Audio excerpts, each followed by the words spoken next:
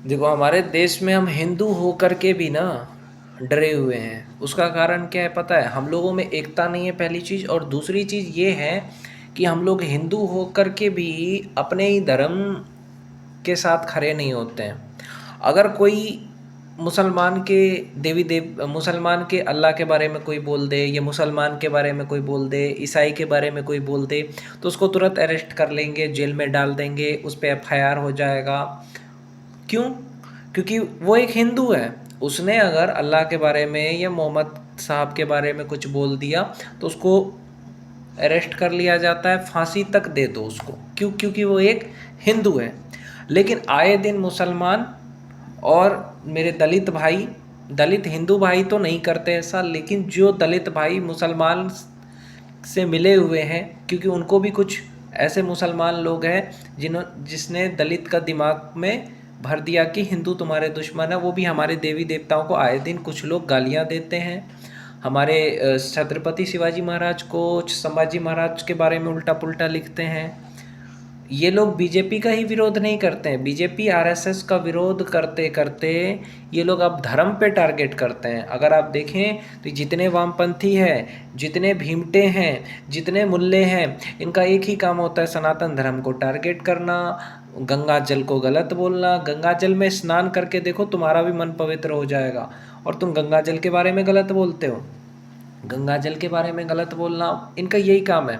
गंगा जल के बारे में गलत बोलो, देवी देवताओं को गलत बोलो, बोलो गंगा जल का पानी लेटरिन का पानी है, ऐसा ऐसा शब्दों का इस्तेमाल करते हैं ये।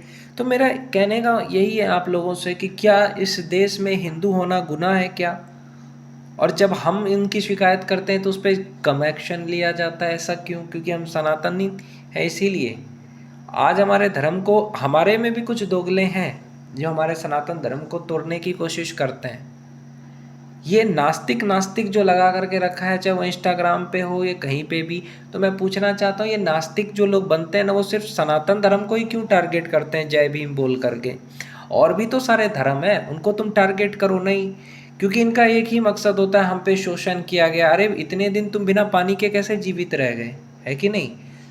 अंबेडकर साहब पे कुछ हिंदुओं ने अत्याचार किया तो पूरा हिंदू समाज गलत हो गया।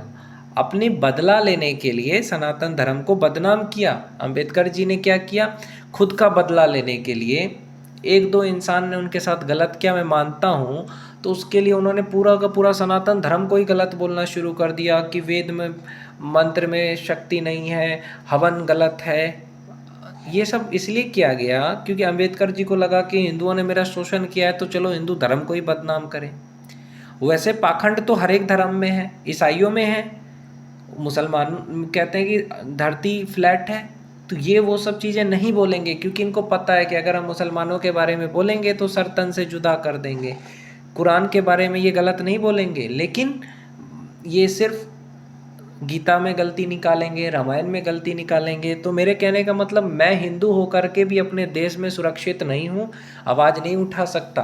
अगर आप में से अगर कोई किसी मुसलमान को कुछ बोल दे, या मुसलमान के धर्म में कुछ बोल दे, तो आपको कॉल्स आना शुरू हो जाएगा, धमकियाँ आना शुरू हो जाएगा, आपको जान से मारने तक की धमकी दी जा सकती है।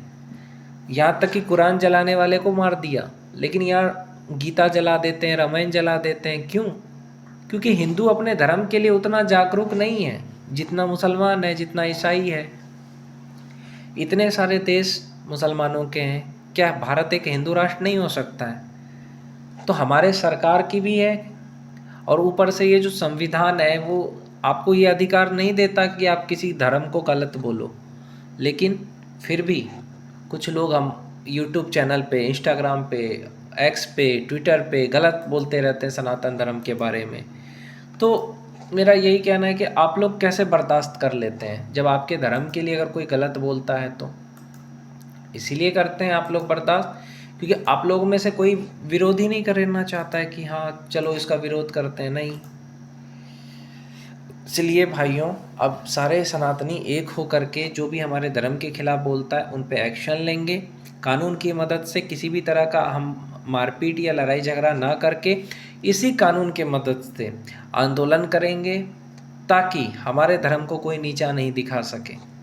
बाबर अकबर के नाम पे रोड जो है, वो क्यों होना चाहिए? अकबर और औरंगज़ेब ने ऐसा क्या किया हिंदुस्तान के लिए? रोड देना है भगत सिंह के नाम पे दो, सुभाष चंद्र बोस के नाम पे दो ना। रोड देना ही है तो रोड का नाम रखो सुभाष चंद्र बोस के नाम पे, भगत सिंह के नाम पे, जिन्होंने देश के लिए लड़ाई लड़ी।